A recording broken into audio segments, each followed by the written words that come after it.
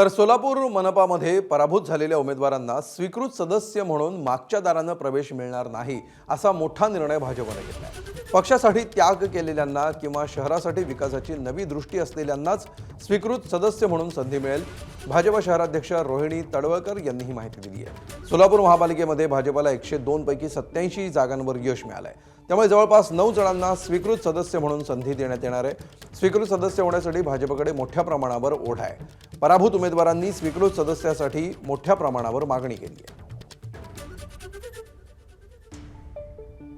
पार्टीची पॉलिसी अशी ठरलेली आहे भारतीय जनता पार्टीची की ज्यांना आपण नगरसेवक पदासाठी उमेदवारी दिलेली होती, दुर्दैवाने त्यांचा पराभव झालेला आहे, त्यांना पुन्हा स्वीकृत नगरसेवक म्हणून घ्यायचं नाही अशा प्रकारचा निर्णय पार्टीने घेतलेला आहे।